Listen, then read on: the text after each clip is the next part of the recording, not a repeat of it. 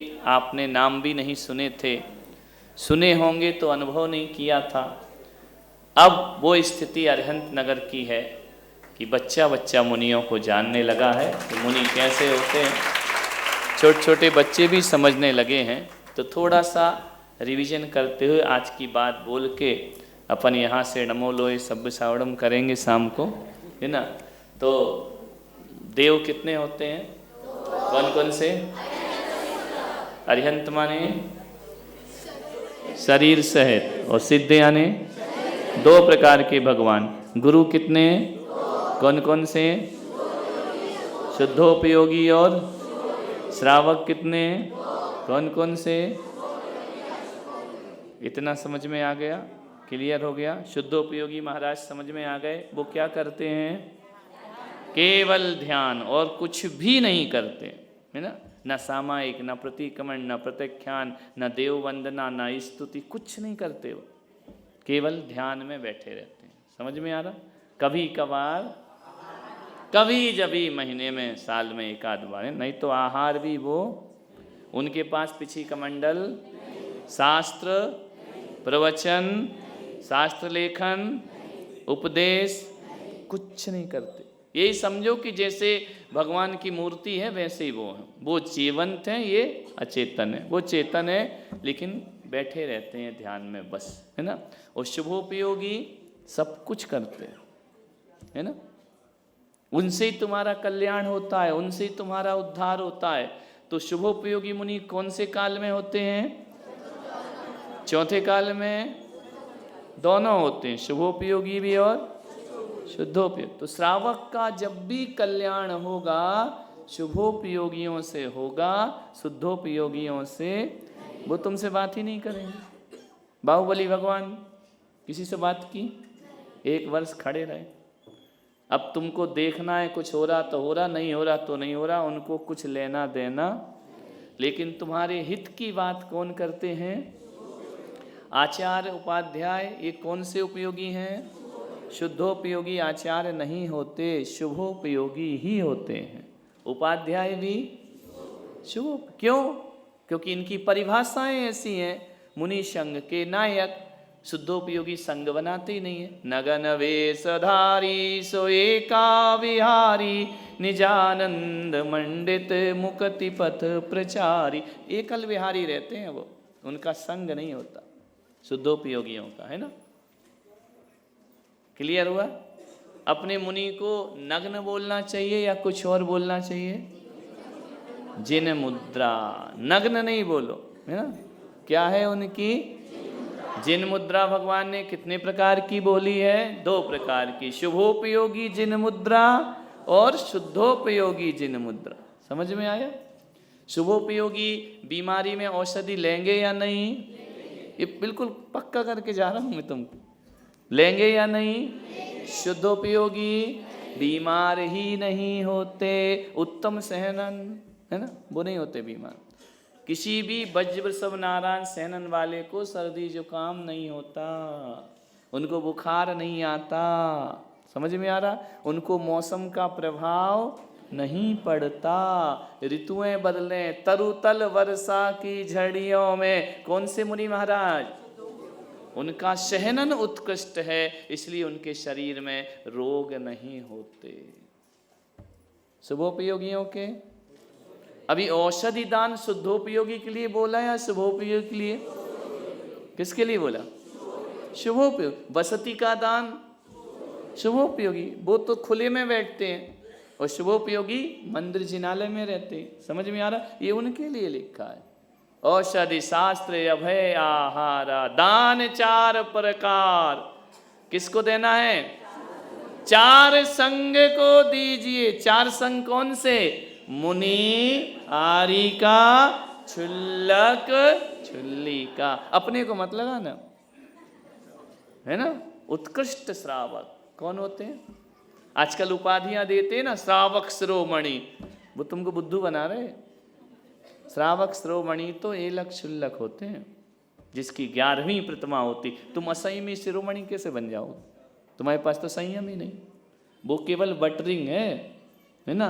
हकीकत मत समझना कि तुम श्रावक शिरोमणि हो। श्रावक शिरोमणि तो एलक क्षुल्लक और छुल्लिका होते हैं। समझ में आ रहा? वो है श्रावक शिरोमणि, जिनको 11वीं प्रतिमा। तुम्हारी तो एक प्रतिमा भी नहीं है। एक महिला से मैंने पूछा कितनी प्रतिमा है, बोले 3। तो मैंने कहा 3 प्रतिमा किससे ली? बोले सन्मति सागर महाराज से।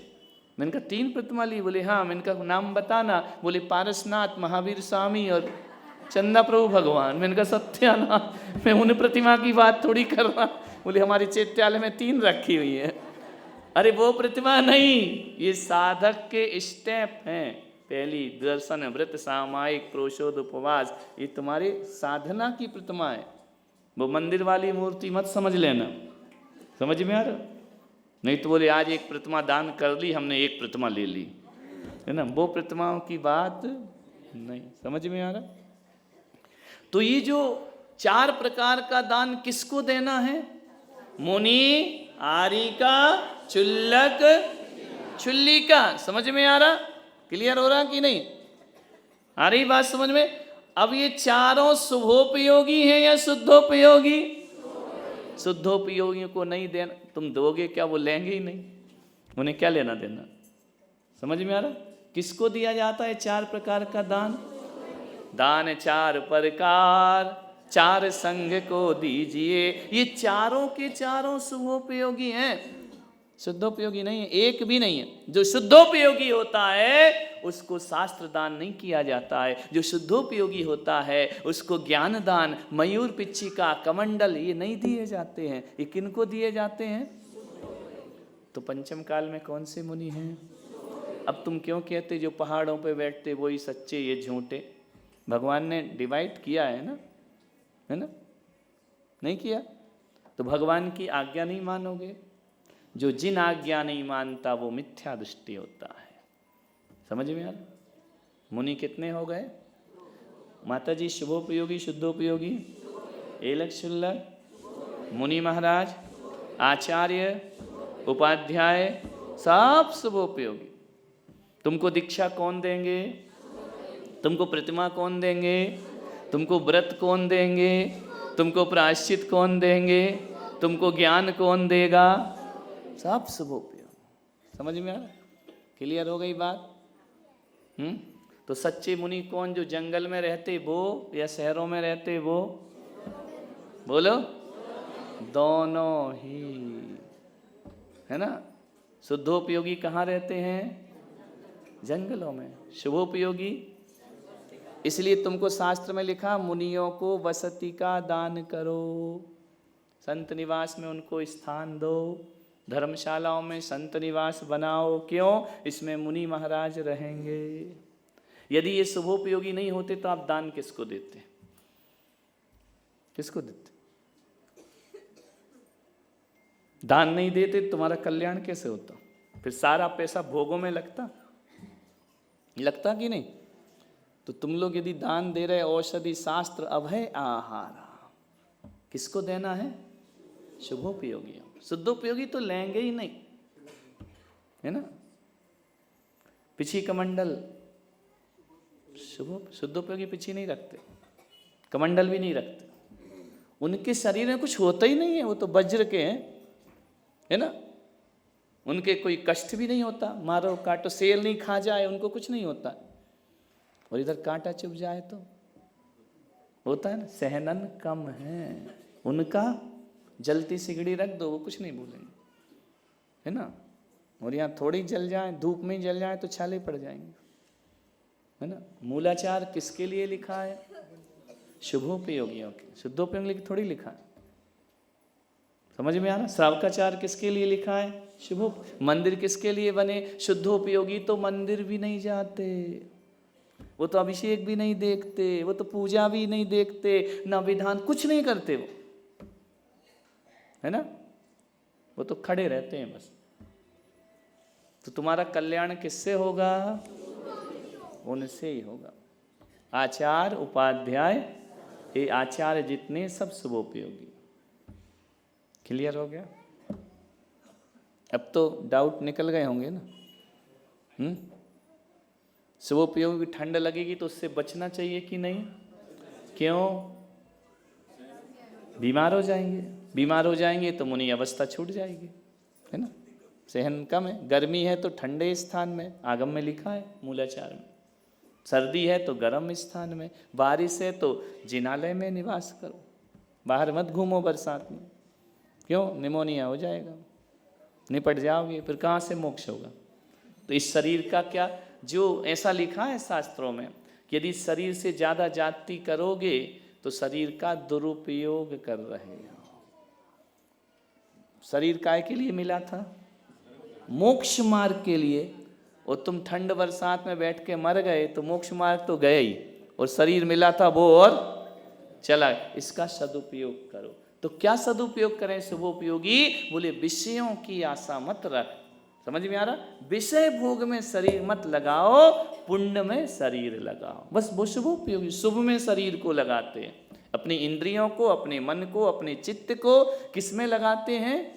शुभ में, जिनेंद्र भगवान में, वो शुभोपयोगी है। समझ आया? और जो विषय भोगों में लगाते हैं वो अशुभोपयोगी हैं। समझ में आ रहा? और जो अपनी आत्मा में लगाते हैं वो शुद्धोपयोगी होते हैं।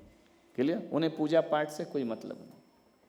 इतनी बात हो गई? नहीं हुई? अब कोई बोले कि ये मुनि महाराज सच्चे नहीं हैं, बोले क्यों? बोले मंदिर में रहते हैं। तो बोलो तुम्हारी खोपड़ी सच्ची नहीं है, तुमने पढ़ा ही नहीं है आगम में क्या लिखा है। समझ में आ रहा? अब देखिए, अब एक चर्चा चलती है कि मुनियों के एक चीज और समझ दे, एक लाइन है, फिर आगे का चलते हैं। एकांत और अनेकांत ये जैन धर्म के प्राण हैं, है ना। क्या होता है एकांत? एकांत और अनेकांत में क्या अंतर है? अनेकांत क्या होता? दोनों मत को मानने वाला। आपने कहा एक मत को मानने वाला एकांत, दोनों मत को मानने वाला अनेकांत, तो फिर मिथ्या दृष्टि कौन होगा? अनेकांत और एकांत में क्या? बिल्कुल सरल बताओ, बिल्कुल इजी। आगम में तो कठिन परिभाषा है, बिल्कुल इजी।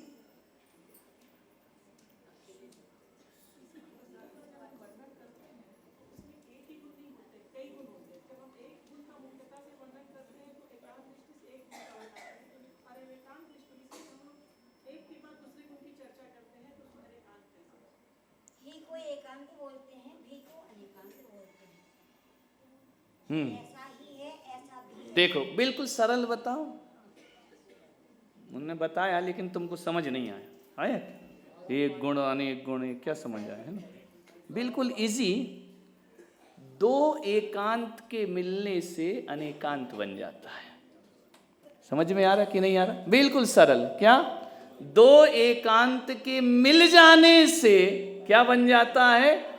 अनेकांत बन जाता है। समझ में आ रहा? जैसे उदाहरण, दो ही, माता जी ने कहा ना, ही और भी, दो ही अलग अलग रहेंगे तो ही रहेंगे, मिल गए तो भी हो जाएंगे। समझ में आ रहा? दो एकांत को मिला दो तो एक क्या बन जाता है? जैसे समझो, बिल्कुल इजी। पंचम काल में मुनि नहीं होते, ये एकांत है कि अनेकांत? अब दो एकांत को, हाँ, नहीं भी होते और दोनों को मिला दो, क्या बन गया? अनेकांत बन गया। होते भी हैं और नहीं भी होते। शुद्धोपयोगी ही मुनि होते हैं। एकांत ये भी मिथ्यात है। समझ में आ रहा? ये मिथ्यात बोला है। जो लोग केवल चौथे काल के मुनि को ही मानते हैं वह एकांत मिथ्या दृष्टि हैं। और जो चौथे में भी होते हैं, पंचम में भी होते हैं, इस ही को जो भी बना देता है वो अनेकांत धर्म होता है। आई बात क्लियर हो? सरल, बिल्कुल इजी। परिभाषा में मत जाओ। ही को क्या बनाना है? क्या बनाना है? भी। समझ में आ रहा? भी कैसे बनेगा? 1 + 1 = 11। 2 नहीं, क्या बन गया? शुभोपयोग की साधना ही शुद्धोपयोग में साधन है। हाँ, तो ही क्या बनेगा आगे जाके? भी बनेगा। समझिए, जैसे आप कोई व्यक्ति कहता है शुद्धोपयोगी ही मुनि होते हैं, एकांत। कोई कहे कि पंचम काल में शुद्धोपयोगी होते हैं, यह भी मिथ्या है ना। पंचम काल में कौन से होंगे? शुद्धोपयोगी। कितनी भी अच्छी चर्या हो, कितना भी बड़ा तप कर लो, कितनी भी अच्छी चर्या शुद्ध कर लो, आप शुभोपयोगी ही हैं। समझ में आ? कितना भी कठोर तप कर लो, जो कम कर रहा वो भी शुभोपयोगी, जो कठोर कर रहे हैं वो भी शुभोपयोगी। समझ में आ रहा? अभी सहनन है अपना अपना, कौन कैसा करता। शांति सागर जी की चर्या अलग थी, विद्यासागर जी की चर्या अलग थी, विमल सागर जी की चर्या अलग थी। समझ में आ रहा? कुंथ सागर जी की चर्या अलग है। समझ में आ रहा? लेकिन ये सारे के सारे क्या हैं? लेवल तो वही है ना।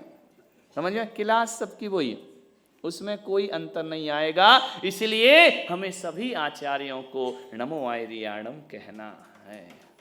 समझ? ये नहीं कि ये वाले महाराज अच्छे, वो वाले महाराज खराब, ये अच्छे, ये मिथ्यात है। समझ में आ रहा? क्लास एक ही है। नहीं आ रहा? दो एकांत मिल गए तो क्या बन गया? एक अनेकांत। जैसे पंच चतुर्थ काल में शुद्धोपयोगी मुनि ही होते हैं, ऐसा नहीं, शुभोपयोगी भी होते। हम जिन महाराज से जुड़े हैं वो तो शुद्धोपयोगी हैं, ऐसा कहना भी पंचम काल में मिथ्यात है। समझ में आ? है ही नहीं शुद्धोपयोगी, आगम की आज्ञा है। समझ में आ रहा? शांति सागर महाराज की चर्या, उनकी तपश्चर्या, वो शुद्धोपयोगी थे, ऐसा जो कहेगा वो मिथ्या दृष्टि है, आगम विपरीत बोल रहा है। पंचम काल में शुद्धोपयोगी होते ही नहीं। क्लियर हुआ? नहीं आ रहा? साध्य की सिद्धि के लिए ये साधन है। ये भाषा नहीं समझेंगे ये लोग, हमारी में समझाना पड़ेगा ना। तो हाँ माता जी, आगम की भाषा ये साध्य सिद्धि कुछ नहीं जानते। समझ में आ रहा कि क्या हुआ? क्लियर? श्रावक अशुभोपयोगी ही होता है क्या? है? सम्यक दृष्टि है तो शुभोपयोगी है, मिथ्या दृष्टि है तो अशुभ। ये अनेकांत की भाषा है महावीर की। समझ में आ रहा? क्या एक व्यक्ति पिता ही होता है, पुत्र नहीं होता है? होता। पिता के सामने पुत्र है और पुत्र के सामने, इसको अनेकांत बोलते। पिता भी है और पुत्र भी है। पंचम काल में शुद्धोपयोगी नहीं होते, शुभोपयोगी होते हैं, ध्यान रखना। और चतुर्थ काल में शुभोपयोगी भी होते हैं और शुद्धोपयोगी। क्लियर हुआ? नहीं आ रहा? मेरी मम्मी बुरी है, बुरी भी हमेशा ही बुरी है क्या? है? अच्छा एक भी नहीं है तो क्या बोला जाएगा? अच्छी भी है, और जब डांटती है तब बुरी। ये अनेकांत हो गया। समझ में आ रहा? एक पक्ष नहीं लेने का कभी भी। समझ में आ रहा? एक पक्ष नहीं, दो पक्ष की बात करे, दोनों को मिला के बात करे, वह अनेकांतवादी होता है। क्लियर हो गया? नहीं आ रहा?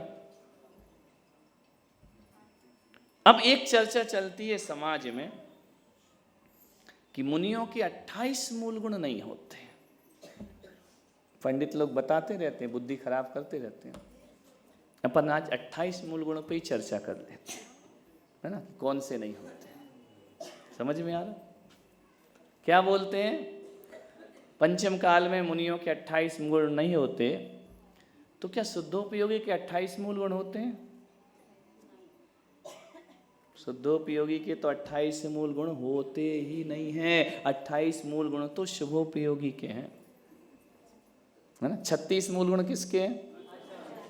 शुद्धोपयोगी के हैं क्या? वो आचार्य ही नहीं है। समझ में आ रहा? 25 मूल गुण किसके? शुद्धोपयोगी के हैं क्या? नहीं। 28 मूल गुण किसके? मुनिमा प्रवृत्ति में शुभोपयोगी। समझ में आ रहा? अब 28 मूल गुण कौन कौन से होते हैं, कोई बताएगा? नहीं, अपन नहीं बता, अपन को तो मालूम है, इनसे पूछो। 28 मूल गुण कौन कौन से होते हैं? अरे तुम कहते महाराज के नहीं, नाम तो बताओ। अरे नाम मालूम नहीं है महाराज के? 28 मूल गुण नहीं होते। कौन कौन से होते हैं? 5 10 धर्म कहाँ से आ गए? कुछ भी हवा में लठ मारते जाओ। 10 धर्म कहाँ से आ गए मुनि महाराज के? 5 महाव्रत, 5 समिति, 5 इंद्रिय निरोध, 6 आवश्यक, शेष 7 गुण, 5 महाव्रत, 5 समिति, कितने हो गए? टोटल करो। 5 इंद्रिय निरोध कितने हो गए? 15, शेष से 6 आवश्यक 6 कितने हो गए? शेष 7 गुण कितने हो गए? ये 28 मूल। बोलो तो 5 5 5 इंद्रिय निरोध, 5 हाँ 6 आवश्यक, और ऐसे याद करो 5 5 5 6 7। 3 बार 5 बोल दो, 1 बार 6 बोल दो, लास्ट में 7 बोल दो। कितने हो गए? याद हुए कि नहीं? बोलो। 5 महाव्रत, 5 समिति, 5 इंद्रिय निरोध, 5 5 5 5 6 7। समझ में? कितने हो गए? 28 मूल गुण। कितने होते मुनियों के? ये शुभोपयोगी के हैं या शुद्धोपयोगी के हैं? शुभोपयोगी के हैं, शुद्धोपयोगी के नहीं है ना? 5 महाव्रत क्या होते हैं? बोलो बोलो। चलो 5 महाव्रत छोड़ो, 5 पाप बताओ। हाँ, ये तो पहले भाग की बात है। कौन कौन से? हिंसा, झूठ, चोरी, कुशील, परिग्रह। कितने हो गए? कितने पाप हो गए? ये 5 पापों का जो त्याग कर देते हैं वो 5 महाव्रत हैं। कितने पापों का? तुम्हारे है क्या त्याग? बोलो। नहीं है ना? मुनि महाराज के है, तो वो उनके क्या? तुम्हारे पास 5 पाप हैं और मुनि 5 पापों से दूर है, और कुछ नहीं है। तुम 5 पाप करते हो जाने अनजाने, मुनि महाराज जानबूझ के त्याग कर दिया है। अब देखो, कोई मुनि ऐसा है जो हिंसा करता हो? पहला महाव्रत। किसी का गला दबा रहा हो, किसी का पैसे मार रहा हो, पीट रहा हो, है कोई मुनि? है? तुम दर्शन को गए, 2 चांटे लगाए तुमको, है कोई मुनि महाराज? है कोई मुनि बिल्कुल तुमको मारने को तैयार, कोई चींटी आए तो ऐसा मार दे, ऐसे कोई मुनि महाराज है क्या? दिखेंगे? देखे आज तक? बोलो। किसी का वध करते हैं, किसी को बंधन में डालते हैं, किसी का छेदन वेदन करते हैं। बोलो। तुम्हारी तरह बच्चों की पिटाई करते हैं? बोलो। नहीं करते ना? कौन सी हिंसा करता मुनि? बोलो। तू ज्यादा पंडित बन रहा। अच्छा, पंडितानी है। समझ में आ रहा? कभी किसी मुनि को मार काट करते देखा क्या? हिंसा करते देखा क्या? नहीं करते ना? तो पहला महाव्रत है या नहीं उनके? बंद छेदन, ये अहिंसा, हिंसा के उसके दोष हैं। अहिंसा, बद बंद छेद, भारारोपण, नापान, जानवरों पे वजन लाद के चल रहे हो, ये सब करते हैं क्या? हैं? तुम्हारी थाली छीनते हैं क्या? तुम खाते हो तो छुड़ा लेते हैं क्या? नहीं करते ना? तो कौन सा पाप करता मुनि जो कहते हैं 28 मूल गुण नहीं होते? बोलो। अरे चुप क्यों हो गए? बोलो ना, होते कि नहीं है अहिंसा महाव्रत उनके? और अहिंसा महाव्रत इसके अलावा क्या होता है? और क्या होता है अहिंसा महाव्रत? मार पीट, गाली गलौज, ऐसा करते हैं क्या? नहीं करते ना? तो पहला महाव्रत उनके है या नहीं है? पंचम काल में है ना? कभी देखा किसी मुनि को मारते हुए? बोले चींटी जा रही, बोले रख दो पैर, कुछ नहीं होता, बहुत परेशान, मक्खी आ रही, 2 दिए मक्खी को, मर गई। ऐसा है क्या? अरे मक्खी आ जाए तो भोजन छोड़ देते हैं, मक्खी को नहीं मारा करते हैं, उसकी वेदना पर खुद दुखी हो जाते हैं, वो अहिंसा महाव्रत के धारी होते हैं। जानबूझकर तो किसी को मारते नहीं है, अनजाने में चलते समय कोई जीव मर जाए उसका प्रतिक्रमण करते हैं, अफसोस करते हैं, दुखी होते हैं, अनजाने में भी क्यों मरा, तस्मिच्छामि दुक्खड़म। ये अहिंसा महाव्रत होता है या नहीं उनके? अब दूसरा महाव्रत सत्य, झूठ बोलते हैं, बोलो तुम्हारी मन की नहीं बोले वो अलग बात है ना, झूठ बोलते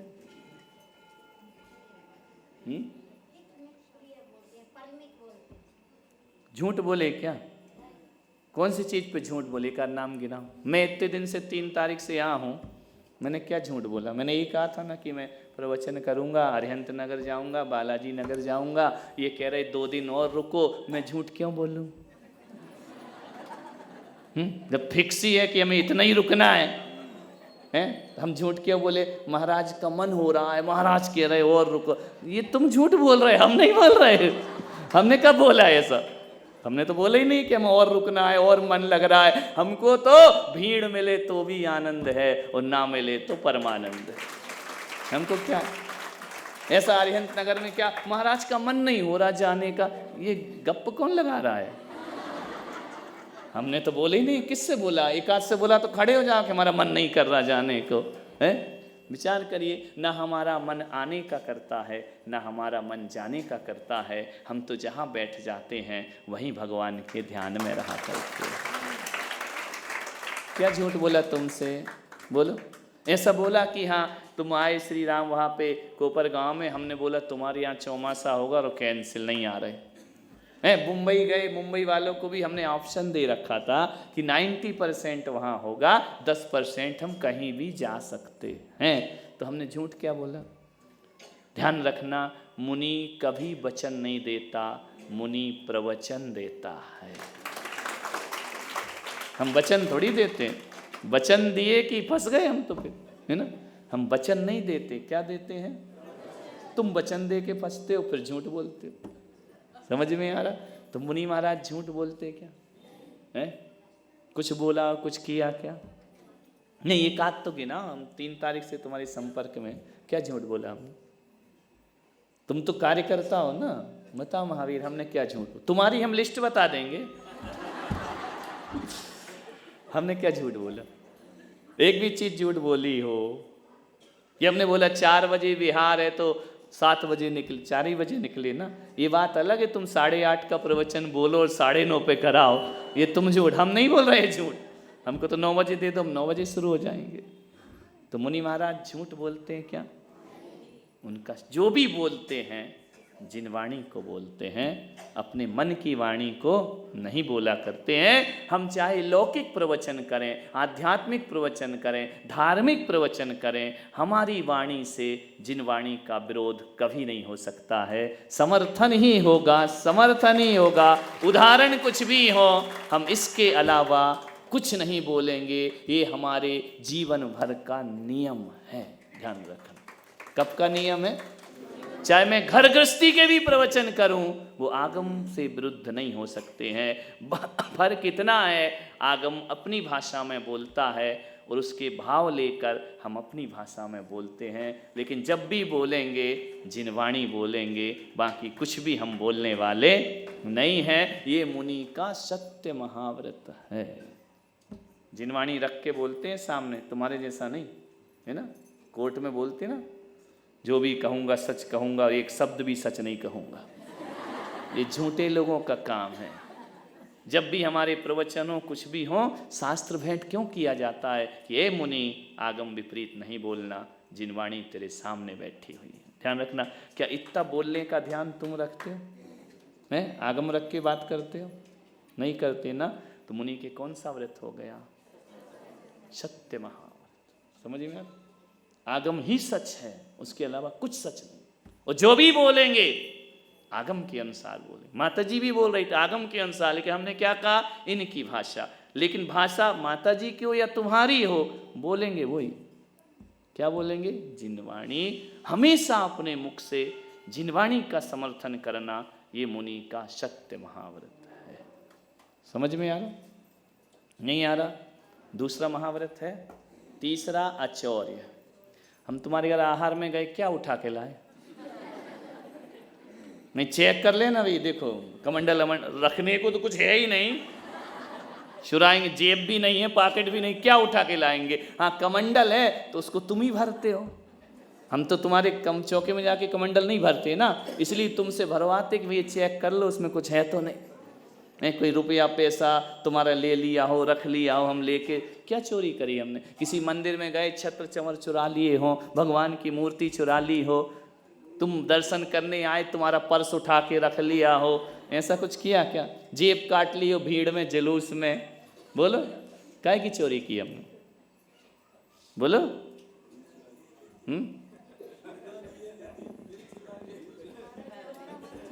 दिल तो पागल है, उसकी बातों में मत लगो। बोले दिल चुरा, दिल तो पागल है, उसकी बातों में क्यों लगते हो? नहीं जाने दिल किस किस को दे बैठते हो तुम। वो देखते हो ना कि हर कटोरा गागर नहीं होता, संत बहुत है, हर कोई पुलक सागर नहीं हो, पुलक सागर गए तो हर कोई गुप्ती नंदी नहीं होता, वो गए तो हर कोई देवनंदी नहीं है। ये तुम्हारी बातों में कोई दम है क्या? लाइन वही है, महाराज चेंज होते हैं, महाराज बदल दिए, लाइन तो वही चल रही है। हम भी समझते केवल बटरिंग है और कुछ नहीं है, हम तुम्हारी मीठी मीठी बातों में आते नहीं। समझ में आ रहा? वही महाराज के नाम बदलते हो, कुछ नहीं करते हो। अब वो महाराज भी खुश नहीं होते, कहते ये तो हमारी जाने के बाद दूसरे का नाम लेगा। समझ में आ रहा? ये सब बातें हैं। समझ में आ रहा? क्या चुराया हमने तुम्हारा? रुपया। दिल चुराने को चोरी नहीं कहते, है ना, क्योंकि उसमें बिल नहीं लगता। जिसमें बिल लगता है उसकी चोरी मत करना। समझ में आ? अब तुम्हारी धर्मशाला से आज शाम को जाएंगे, अध्यक्ष जी कहाँ गए? चेकआउट कर लेना, कुछ ले तो नहीं गए। नहीं, तुम अध्यक्ष जी चेकआउट करोगे क्या? तुम्हारे उसमें है क्या? खाली कमरा है, अलमारी भी मंगाई गई है, वो भी खाली बड़बड़ा रही वहां पे, ऐसा क्या ले जाएंगे? तुम भी तो इतने होशियार हो ना, कोई लाकर आकर नहीं बनाते महाराजों के कमरे में। बोले क्यों, क्या ले जाओगे? दीवारें उठा के ले जाओगे क्या? क्या चोरी करते महाराज? कुछ भी चोरी। अचौर्य महाव्रत। किसी मुनि ने कोई पैसे इसे चुराए क्या? बोलो, फिर कैसे कहते उनके 28 मूल गुण नहीं होते? बोलो, बिना पूछे एक दूसरे के कमंडल का पानी भी नहीं देते। बताओ, इतनी दशा है अपनी, पानी भी नहीं, हम इनका कमंडल भी मांग के लेते कि भैया दे देना, हमारा कमंडल खाली, तुम्हारा ले लें क्या? इतने सीधे महाराज हैं। जब तक तुम नहीं कहो उच्चासन पे बैठो तब तक हम बैठते नहीं हैं, जब तक तुम नहीं कहो स्वामी मेरे घर में आओ तब तक तुम्हारे घर में घुसते नहीं हैं। काहे की चोरी करते हैं? थाली भी तुम ही दिखाते, हम तुम्हारे बर्तन भी नहीं छूते, चम्मच में भी हाथ नहीं लगाते, तुम्हारी लगाते हैं क्या? काहे की चोरी कर ली? तुम कहोगे आओ तो आ गए, तुम कहोगे बैठो तो बैठेंगे, तुम कहोगे चरण धुलाओ तो चरण दे देंगे। इतने सीधे तो तुम्हारे घर के पति भी नहीं होंगे, बच्चे भी नहीं। इतने सीधे महाराज हैं। तुमने कहा पैर धोना, भैया धो लो। तुमने कहा पूजा करना, कर लो। अब बोले अब दे रहे आहार, दे दो। तुमने कहा मन शुद्धि, ठीक है, तुम जानो तुम्हारा काम जाने।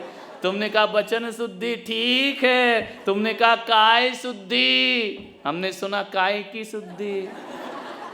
समझ में आ? अब और क्या चाहिए? तुम इतने सीधे हो, इतने सीधे मुनि महाराज हैं कि तुमने कहा कपड़े शुद्ध है तो हम मान लेते हैं। इससे ज्यादा सीधा कोई है क्या? क्या चुराया उन्हें तुम्हारा? कुछ चोरी करते? कुछ नहीं करते। इतने सीधे होते हैं कि तुम्हारी हर बात पे विश्वास कर लेते हैं। तुमने कहा कपड़े शुद्ध हैं, कर लिया विश्वास। तुमने कहा मन शुद्ध है, कर लिया विश्वास। तुमने कहा वचन शुद्ध है, कर लिया विश्वास। है इतना विश्वास तो तुम्हारी पत्नी तुम पे नहीं करती जितना हम तुम पे करते हैं।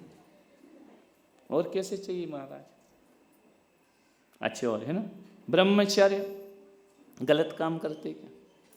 किसी की बहू बेटियों को छेड़ते हैं क्या? गलत व्यंग करते हैं क्या? अश्लील बातें करते हैं क्या? गंदी बातें करते हैं क्या? बहू बेटियों को हम में अश्लीलता दिखती है क्या? असभ्यता दिखती है क्या? क्या देखा? क्या ब्रह्मचर्य नहीं?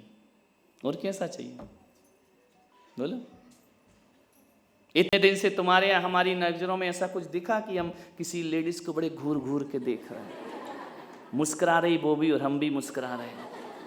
मैं ऐसा देखा क्या कभी जिंदगी में? हजारों लोग हमें देखते हैं, हम किसी को नहीं देखा करते हैं। समझ में आ? हमारे अंदर विकार पैदा नहीं होते हैं। समझ में आ रहा है? बाथरूम में भी नहाते 3 बार चटकनी देखते, खुली तो नहीं है, इतने डरते हो। समझ में आ रहा? एक टाविल लपेट के बाहर आने में शर्म आती है।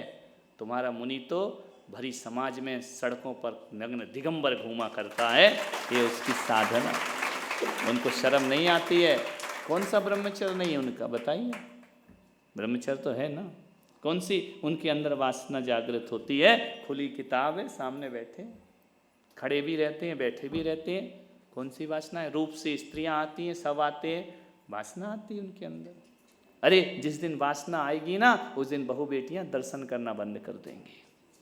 वो स्त्री निश्चलता से आती हैं, घर के लोग भेजते, जाओ महाराज के दर्शन करो, आशीर्वाद लो। घर के लोगों को भी विश्वास है कि मेरी पत्नी, मेरी बेटी गलत जगह नहीं जा रही है, संत के पास जा रही है।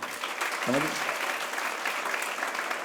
एक बात ध्यान रखना, बच्ची स्कूल जाए तो आपको डाउट होता है, कॉलेज जाए तो डाउट होता है, दोस्तों के साथ घूमे तो डाउट होता है, लेकिन तुम्हारी बेटी दिगंबर मुनि के पास बैठी है, कोई डाउट नहीं हुआ करता। यही तो ब्रह्मचर्य। और क्या है? और क्या है ब्रह्मचर्य? क्या होता है? चौथा महाव्रत है कि नहीं? परिग्रह। कौन सा महाव्रत? 5वां, अपरिग्रह, है ना। क्या परिग्रह है महाराज के पास? परिग्रह किसे कहते हैं?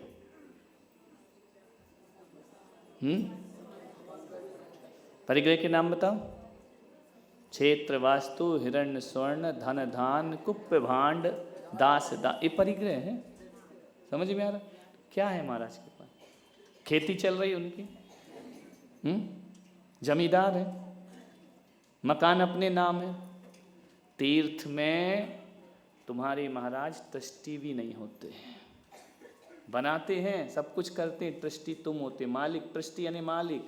मुनि महाराज नहीं होते ट्रस्टी, क्योंकि मालिक बन गए तो उनका घर बन जाएगा, फिर तीर्थ नहीं रह जाएगा। ध्यान रखना, करोड़ों अरबों रुपए की राशि से दान से तीर्थ बनते हैं, लेकिन मुनि उसका मालिक नहीं होता है, मुनि उसका प्रेरणा स्रोत होता है, यह उसका शुभोपयोग है। गुप्ती नंदी महाराज ने मंदिर बनवाया, ट्रस्टी है वहाँ के, विश्वस्त हैं यहाँ के, बनाया, दर्शन किए, प्रतिष्ठा कराई, चल हमारा है क्या?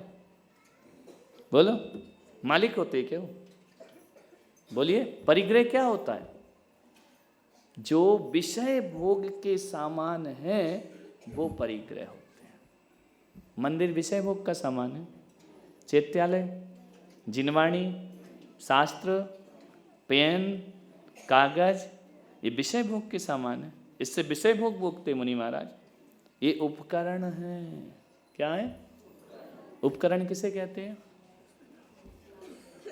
उपकरण किसे कहते हैं? मुनि महाराज के पास कितने उपकरण हैं? बस यही तुम्हारी गलती। 3 नहीं है, बहुत सारे। 3 तो मुख्य हैं, समझ में आ रहा? बाकी और बहुत हैं, वो भी मुनि रख सकता है। पिच्छी, कमंडल, साथ, माला। माला क्या है?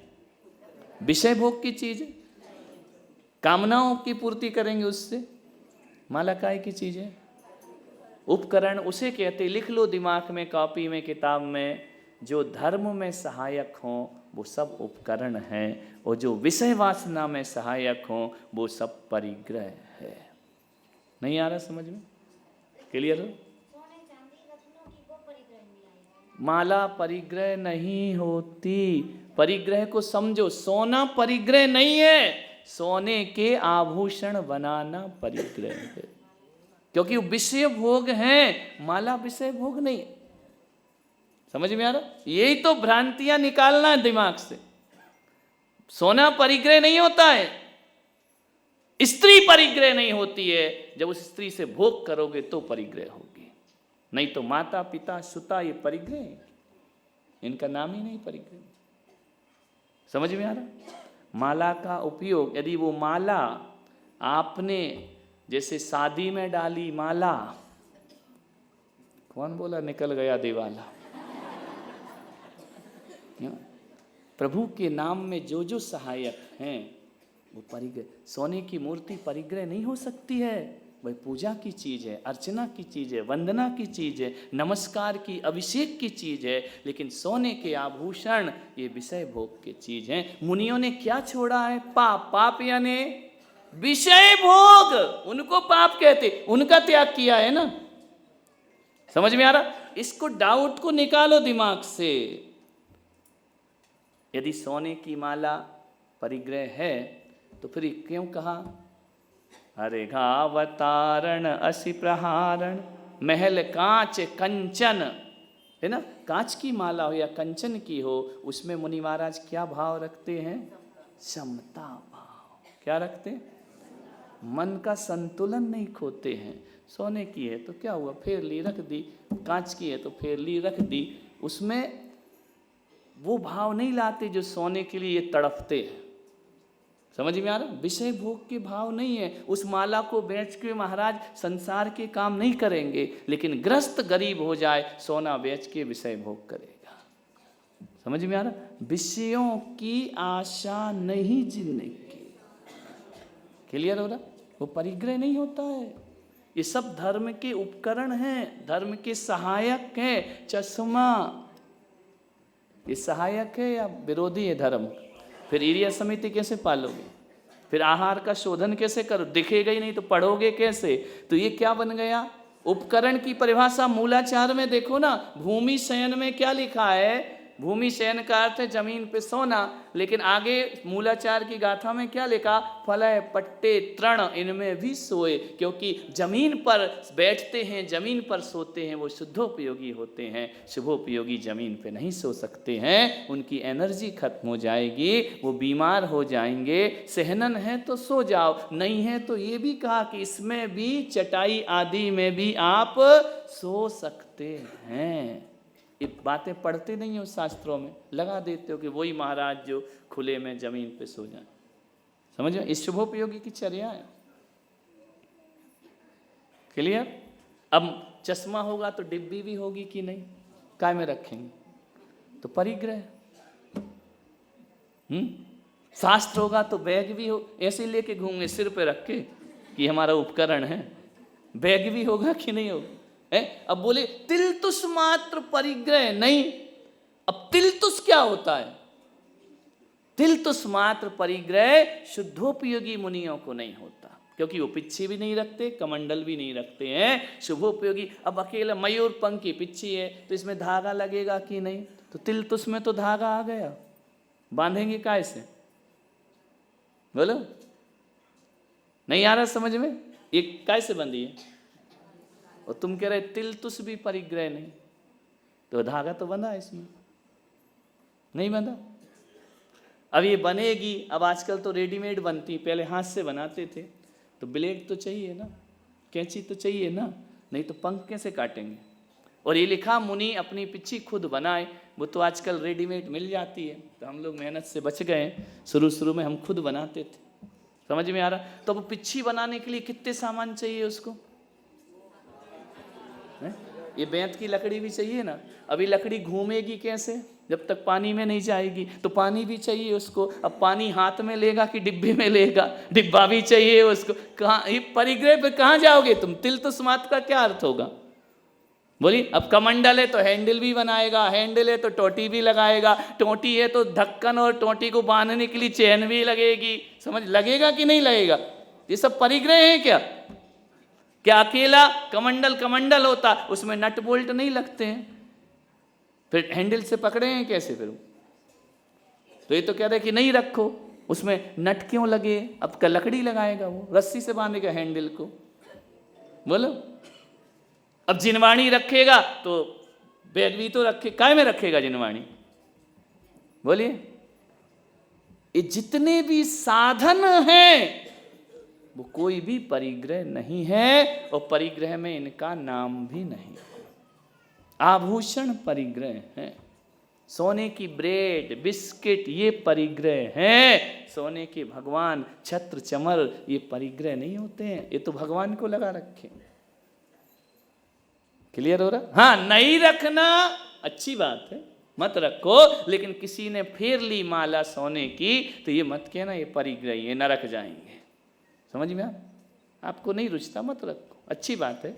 कई लोग तो धागे की भी नहीं रखते, वो हाथ से ही करते है ना, क्या दिक्कत? जितना हो सके करो, लेकिन कोई रखा, कई लोग जमीन पे ही सो जाते हैं, कई को नहीं होता सूट। समझ में आ रहा?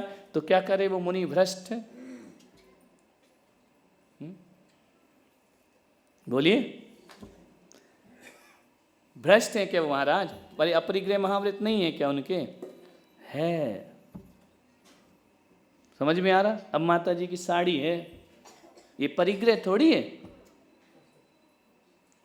तुम्हारी साड़ियां परिग्रह हैं, इनकी नहीं है, ये इनकी आवश्यकता है। अब साड़ी है तो धोएंगी भी तो पानी चाहिए, काय में धोएंगी? तो बकेट क्या है, वो परिग्रह है, काय में धोएंगी नहीं तुम? बोलो, ऐसी धुल जाएगी अपने आप साड़ी, अभिषेक कर दोगे तुम आके कि डाल दिया छिंद छिंद भिंद भिंद, नहा ली माता जी, बोले हो गए, अब सूख जाएगी अपने आप। ऐसा होता है क्या? इनको परिग्रह नहीं बोला है माता जी। हाँ, 8 मीटर से आगे रखना परिग्रह, एक्स्ट्रा नहीं रखने का। समझ आ रहा? ज्यादा नहीं। तुम्हारी कितनी साड़ी घर में है? नहीं, सच तो बताएंगी ही नहीं, नहीं तो अगली नहीं लाएगा पति, उससे भी छिपा लेती। इन्होंने कहा मेरे पास तो कुछ है ही नहीं, इतने आभूषण कुछ नहीं है मेरे पास। इनके मुंह से कुछ नहीं ही निकलता है। 100 साड़ी भी होंगी तो कहेंगी क्या है मेरे पास, कुछ नहीं है।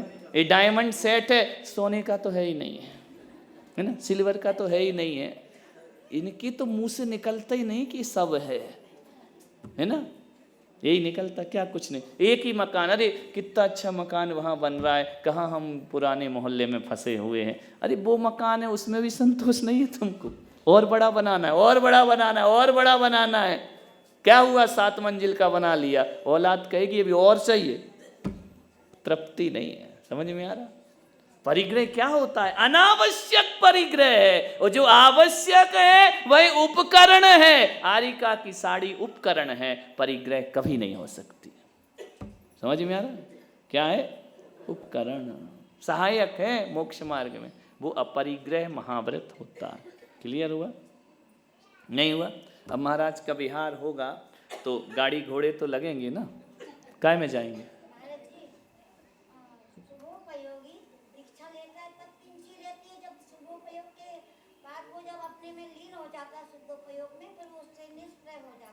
दीक्षा लेना ही शुभोपयोग है। शुद्धोपयोग में नहीं जाएगा, पंचम काल में क्यों लगी हो? नहीं, लेकिन शुभोपयोग और शुद्धोपयोग में, शुद्धोपयोग वाले के पास पिंजी कमंडल नहीं रहता है, लेकिन शुभोपयोग वाले के पास रहता है। वो शुभोपयोग को पालते पालते शुद्धोपयोग में जाता है। चौथे काल का जाता है, 3 सहनन वाले पंचम काल के शुद्धोपयोग में नहीं जाते हैं। अपना उत्कृष्ट धर्म ध्यान हो सकता है, लेकिन आप सब छोड़ के भी बैठ जाओ तो भी शुभोपयोगी हो, शुद्धोपयोगी नहीं हो। शुद्धोपयोगी होते ही नहीं पंचम काल में, एक क्षण को भी नहीं होते। समझ में आ रहा? जो कहते हैं ना आत्मा में लीन, कुछ नहीं होते आत्मा में लीन। आंख बंद करती दुनिया भर के विचार आते हैं, चतुर्थ में होते।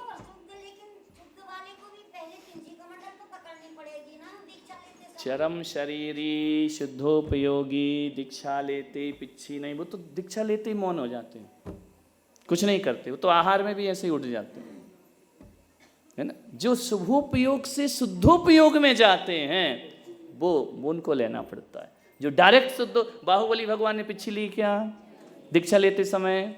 भरत जी ने ली क्या? नहीं। ये चरम शरीरी उसी भाव से मोक्ष जा रहे हैं, इनको अगला भाव लेना ही नहीं है, तद्भव मोक्षगामी है। ये कोई पिच्छी नहीं लेंगे। ऋषभदेव ने ली क्या? तीर्थंकर कोई भी पिच्छी नहीं लेते, शुभोपयोग में भी नहीं लेते, शुद्धोपयोग में भी नहीं लेते। उनका तो दीक्षा लेके ही शुद्धोपयोग शुरू हो जाता है। समझ में आ रहा? उनकी महिमा अलग है, अपन उनकी बराबरी बिल्कुल नहीं कर सकते। आप सामायिक में बैठकर भी शुद्धोपयोगी नहीं हो सकते। पूरे निर्वृत्त होकर बैठ जाओ, एक एक 8-8 दिन के उपास करके आंख बंद करके भी बैठ जाओ तो भी भगवान कहेंगे तुम शुभोपयोगी हो। नहीं हो सकता, होता ही नहीं है। इसलिए शुद्ध आत्मा की बातें करना बेईमानी है। भावना भाना अलग चीज है। भावना भाव, हम तो आत्मा में डूबे हैं, ये सब बेकार की बात, कोई नहीं डूबता है ना। ये उनका अपरिग्रह महाव्रत। ऐसा बैठने की नकल तो करना। नकल करो। अपन बच्चे की बोलते हैं कि बच्चे भगवान की जैसे बैठो, तो वैसे उसको बताना। वो उत्कृष्ट शुभोपयोग करो, उत्कृष्ट धर्म ध्यान करो आंख बंद करके। ये मत सोचो कि मैं शुद्धोपयोगी हूँ, समझ में। और फिर माता जी को तो हो ही नहीं सकता। सब शुभ, कोई रहो, सब आंख बंद करके भी बैठ जाओ तो भी आप आंख बंद करके सामायिक करो। सामायिक कौन करते हैं? शुभोपयोगी। शुद्धोपयोगी वाले सामायिक नहीं, वो आत्मा में ही लीन रहते हैं। समझ आया? अपरिग्रह महाव्रत। अब देखो विहार होगा, आहार कैसे होगा? 100 किलोमीटर पे समाज नहीं, जिनालय नहीं, आहारचर्या कैसे? आहार तो रोज करना है। शुद्धोपयोगी थोड़ी कि 1-1 महीने नहीं करना। चौका काय में जाएगा? गाड़ी कहाँ से आएगी? समाज की या महाराज की? महाराज की गाड़ी कब होगी? एक बात बताओ, मैं मान लो तुम्हारे घर में तुम रोक दो मुझे 1 महीने 4 महीने, मैं साल भर क्या जिंदगी भर ही रुक जाऊं तो घर किसका? कानूनन जिसकी रजिस्ट्री। तुमने हमें रुकने को बोला है, रजिस्ट्री थोड़ी कर दी हमारे नाम मकान। ये धर्मशाला हमारे नाम रजिस्ट्री कर दी क्या? और जब तक रजिस्ट्री नहीं हुई मकान किसका? मकान तो मेरा है, महाराज रुके हैं। समझ में आ रहा? हमारा थोड़ी है। तुम रह जाओ अपनी ससुराल में 1-8 साल कि नहीं मकान हमारा, बाहर निकाल देगा ससुर। बोले रह लो, खा लो, पी लो, मकान तो मेरा है। समझ में आ रहा है? ये गाड़ी घोड़े साथ में चल रहा है, ये महाराज के नाम है क्या है? किसके हैं? श्रावक के। तो किसकी? मान लो एक्सीडेंट हो जाए गाड़ी का तो पुलिस हमें पकड़ेगी या जिसके नाम है उसे पकड़ेगी? है? बोल दो ना महाराज के साथ थी, महाराज को ले जाओ, एक्सीडेंट करा दिया। पुलिस कहेगी बकवास मत कर, कागज दिखा। कौन पकड़ा जाएगा? तो गाड़ी किसकी हुई? हम उपयोग कर रहे हैं। भोजन किसका है? तुम्हारा, हम उपयोग कर रहे हैं। मकान किसका है? तुम्हारा, हम उपयोग कर रहे हैं। धर्मशाला किसकी है? तुम्हारी, हम उपयोग कर रहे हैं। समझ में आ रहा? इसलिए हमें उसका पाप नहीं है, हम तो उपयोग। तुमने दी है, क्यों दी है? क्योंकि तुम आलसी हो, तुम चलना नहीं चाहते हो, तुम अपनी श्रावक की नवदा भक्ति नहीं करना चाहते। महाराज ये कर लो, ये कर लो, हम भी फ्री हो तुम भी फ्री। समझ में आ रहा? ये गलती तुम्हारी है हमारी? बोलो, तुम्हारी गलती। तुम श्रावक का धर्म निभाओ तो हम क्यों करेंगे? लेकिन तुमने धर्म निभाने की स्टाइल बदल ली है। व्यवस्था कर दो ना यार, संघ की रख दो सब सामान, चलने दो आहार। एक भी मुनि बताओ पंचम काल का जिसका आहार बिना गाड़ी के जाता? कितने भी शुद्ध महाराज हों, पाट्टे काय में जाएंगे? हैं? सिर में लेके जाएंगे महाराज, सोएंगे काय में? शुद्धोपयोगी हैं क्या कि जाके खुले में बैठ जाएंगे? बोलो, काय में जाएगा ये साधन सब? बड़े बड़े संघों के विहार होते हैं तो रास्ते में उनको पाटे लगते हैं, आहार के पाटे लगते हैं, चौके के बर्तन लगते हैं। काय में जाते हैं? महाराज सिर पे ले जाते हैं। तुम ले जाते ना? पेमेंट कौन देता है? तुम देते ना? तो जो पेमेंट देगा तो मालिकियत किसकी है? तो तुम्हारा है कि हमारा है वो परिग्रह? ये कितने में बनी ये बिल्डिंग? बोलो, पीयू लाखों करोड़ों रुपए लगे होंगे, लाखों तो लगे होंगे ना, तो वो पेमेंट हमने दिया कि तुमने दिया? तुमने दिया ना। तो वो पैसा का जो उपयोग कर रहे हैं हम लोग, तुमने बना के दिए, इसमें पाप हमें लगेगा क्या?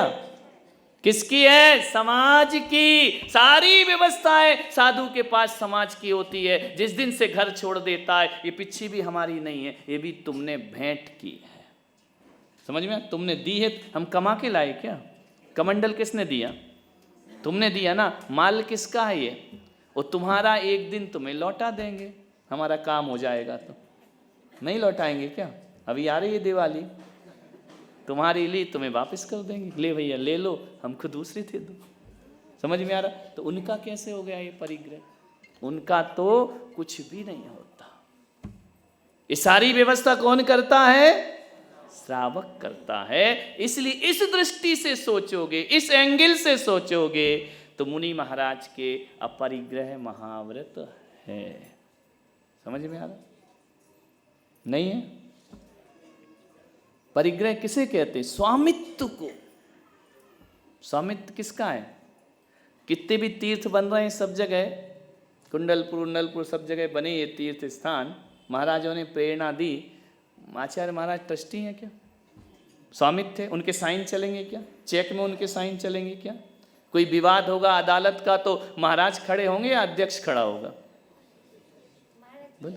लेकिन जैसे कमरा बनाया, त्यागी भवन बनाया, यदि उस पर मुनि महाराज जी का नाम लिखा, त्यागी भवन बोला तो दोष नहीं लगेगा, लेकिन उनका नाम लिखा जाएगा तो यदि वो कहते हैं मेरा लिखो, अब कोई महावीर के नाम से चाय की दुकान खोल ले तो महावीर क्या करेंगे?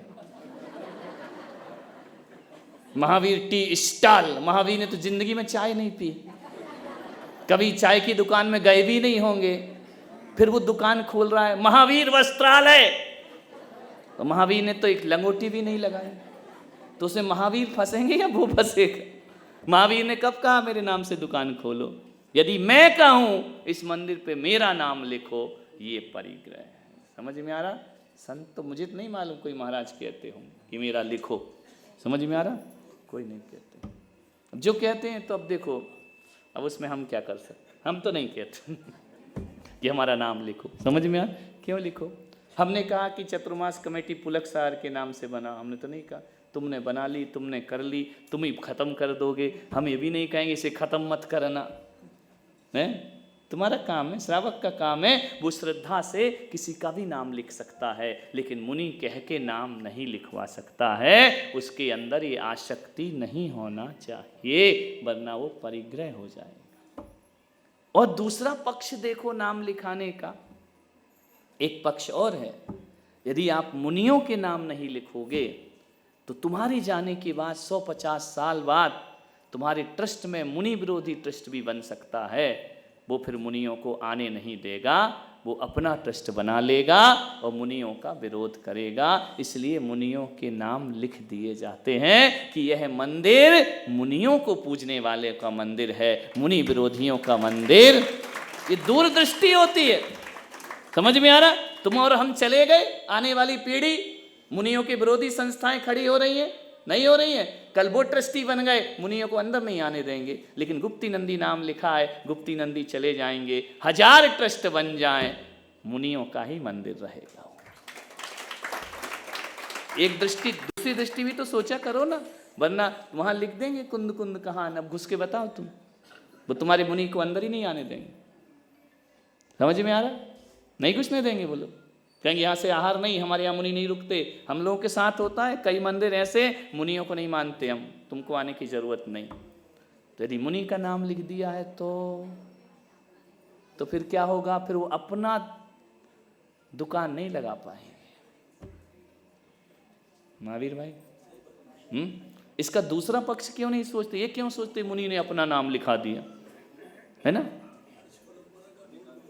है जरूरी है ना, नहीं तो बाहर कर दिए जाएंगे, मुनियों को प्रवेश नहीं। हम लोग भिंड के पास एक मोह गांव है, हमारा पूरा संघ गया था, दरवाजे बंद कर लिए थे, नहीं हम मुनियों को प्रवेश नहीं देते। तुम्हारे मंदिर में अजैन घुस सकता है, तुम्हारे मंदिर में माली पुजारी झाड़ू वाला घुस सकता है, तुम्हारे मंदिर में मुनि नहीं जा सकते। उनसे भी बदतर है मुनि महाराज। समझ में आ रहा? तब ये मुनियों के नाम लिखना शुरू हुए हैं और लिख रहे हैं, तो कोई आपत्ति की बात नहीं है, समझिए। इसलिए प्रशस्ति में भी पंचकल्याणक वाले आचार्य का नाम लिखा जाता है, ताकि आगे आके कोई ये ना कह सके कि ये मुनि नहीं, ये कह सके कि इसकी प्रतिष्ठा मुनि महाराज ने की है, ये मंदिर मुनियों को पूजने वाला मंदिर है, इसलिए नाम लिखते हैं। तुम्हारे नाम लिखने से कोई हमें 2 रोटी ज़्यादा थोड़ी मिल जाएगी, समझ में आ रहा? अपन हमेशा एक ही पक्ष सोचते हैं, दूसरा क्यों नहीं सोचते? हम लोग दूरदृष्टि होते हैं। आज प्रशस्तियों पे नाम लिखे हैं, कभी भी मूर्ति को कोई पूजेगा, मुनि विरोधी सभा नहीं लग सकती, वहां पे लगेगी क्या? बोलो, गलत बोल रहा हूं सही? तो नाम लिखाने का अर्थ ये थोड़ी कि हम कोई राजा महाराजा हो गए, समझ में आ रहा? नाम लिखाने का मतलब है कि तुम्हारा मंदिर आर्ष परंपरा का था, है और आगे भी रहेगा, इसमें कोई विरोधी ताकत प्रवेश नहीं कर सकती, समझ में आ रहा? और मुनि का नाम नहीं लिखा है, कल वो अपना लिख देंगे, क्या कर लोगे? फिर तुमको प्रवेश नहीं देंगे, नहीं आ रहा? ऐसे भी मंदिर हैं जिनमें मुनि नहीं जाते, ऐसे भी पंचकल्याणक जिसमें मुनियों को नहीं बुलाया जाता है, समझ में आ रहा? उनको नमस्कार नहीं किया जाता है, ये चलेगा नाम नहीं लिखा है तो? क्या भरोसा 50 साल बाद इस मंदिर में कौन ट्रस्टी आ जाए? कोई भरोसा है क्या? सब तुम्हारे फूल पत्र सब फिकवा दे।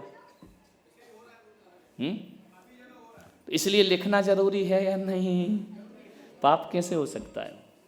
मुनि परंपरा का मंदिर है, मुनियों के नाम होना चाहिए, शांति सागर के नाम होना चाहिए, जो मुनि पंच कल्याणक कराता है उसका नाम शिलापट्ट पे लिखा जाना चाहिए, क्योंकि उसने तुम्हारी संस्कृति को बचाया है, तुम्हारी धर्म को बचाया है, अपने नाम के लिए नाम। चलो तुम मंदिर में मेरा नाम नहीं लिखो, तो क्या मेरा नाम दुनिया में नहीं है? क्या पुलक सागर को लोग मंदिर के पट्टों से जान रहे हैं कि उसके प्रभाव से जान रहे हैं? नहीं लिखो, हमारा क्या बिगड़ रहा? हमारा नाम तो वैसे ही है, समझ में आ रहा? तो मुनियों की जो दूरदृष्टि होते हैं, इसका आने वाले समय में क्या प्रभाव पड़ेगा, समझ में आ रहा? बोलिए। लिखा है ना मंदिर में, यहाँ आर्ष परंपरा चलेगी, यहाँ पंचामृत होगा, यहाँ मुनियों का सम्मान होगा, यहाँ मुनियों को पूजा जाएगा, मुनि विरोधी ग्रंथ नहीं। ये सब नहीं लिखोगे तो आने वाली पीढ़ी हटा देगी सब। चलो अब ज्यादा अपन लड़ाई में नहीं जाएं, है ना? समझ में आ रहा ना? इसलिए लिखना पड़ता है। महाराज भी लिखवा रहे हैं तो ये सोच के लिखवाते हैं कि हम नहीं रहेंगे इस दुनिया में। महाराज इतना नहीं जानते हैं कि मैं अमर थोड़ी हूं, मैं भी मर जाऊंगा, है ना? लेकिन वो ये जानते हैं मैं मर जाऊं तो मर जाऊं, मेरी परंपरा नहीं मरना चाहिए, मेरा धर्म नहीं मरना चाहिए, वो जिंदा रहना चाहिए। समझ में आ रहा?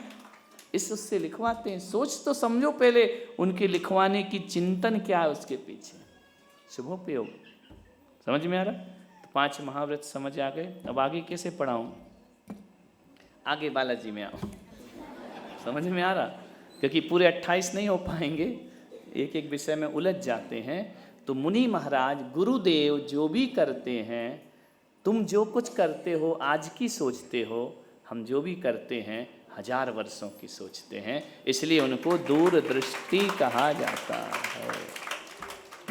बहुत से मंदिर ऐसे हैं जहाँ हमारे जैनी लोग हमको घुसने नहीं देते, आज भी हैं, बन रहे हैं। मुनियों का ही प्रवेश बंद है, सब जा सकते हैं, राजनेता चला जाएगा, सब चले, भ्रष्ट से भ्रष्ट, दारू पीने वाला भी चला जाएगा, लेकिन हमारे मंदिर में मुनि नहीं आना चाहिए। ये कैसा धर्म है? दारू पी रहा, सिगरेट पी रहा है, व्यसन में है, गुटखा खा रहा, वो अभिषेक कर सकता है, मुनि महाराज मंदिर में नहीं आ सकते। तो महाराज बन के इतना पाप कर लिया क्या हमने? ऐसा क्या पाप कर लिया? बोलिए। रात में खा रहा है, व्यसन भोग रहा है, वो जा सकता है, मुनि महाराज नहीं आ सकते। मुनि ने ऐसा क्या पाप किया है? इसलिए उसको जिंदा रखने के लिए मैंने 5 दिन यहां प्रवचन किए हैं।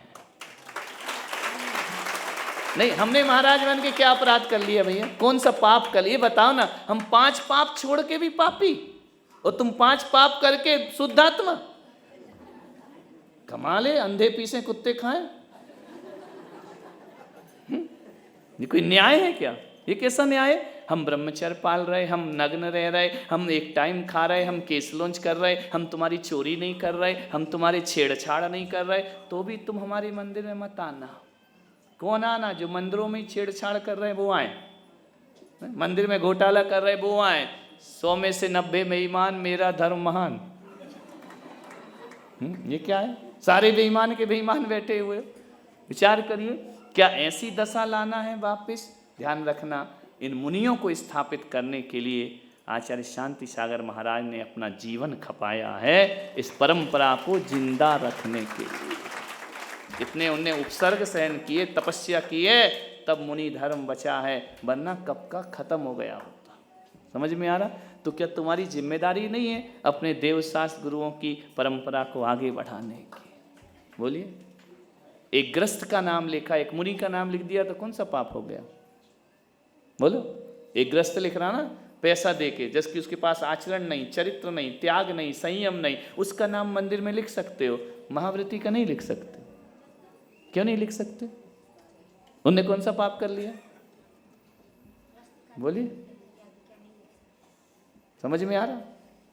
क्यों नहीं लिख सकते? दिगंबर मंदिर नहीं है? तुम्हारे नाम से संस्कृति चलेगी या मुनियों के नाम से संस्कृति चलेगी? इस श्रमण संस्कृति की तुम संचालक हो या मुनि महाराज हैं? तो उनका नाम लिखने में क्या दिक्कत है? कौन सा पाप हो गया बताइए? कुंद आचार्य, समंतभद्र आचार्य, शांति सागर महाराज, इनको रख दिया तो क्या दिक्कत है? क्या प्रॉब्लम क्या है ये बताओ ना, समस्या क्या है? तुम दानी लोग समाज के आदर्श हो कि मुनि महाराज समाज के आदर्श? आदर्शों के नाम मत लिखो, है ना, तुम्हारे लिख दो, चाहे 2 नंबर से कमाओ, चाहे घोटाले से कमाओ, बेईमानी से कमाओ, जुए सट्टे का पैसा, मंदिर में नाम लिख दो। मुनि महाराज का क्यों नहीं लिखोगे? लिख सकते। समझ में आ रहा? शेष बातें अपन वाले 5-6 दिन हम यहाँ पर रहे, बहुत अच्छा समाज ने सहयोग किया, अच्छा किया। और कह सकते हैं कि आज जो जन समूह दिख रहा है वो कोई हमारी वजह से नहीं दिख रहा है, पूर्व मुनियों ने भी इस पर बहुत पुरुषार्थ किया है, बहुत मेहनत की है, पूर्व आचार्यों ने मेहनत की है, तब जाके लोग सुन रहे हैं, बैठ रहे हैं।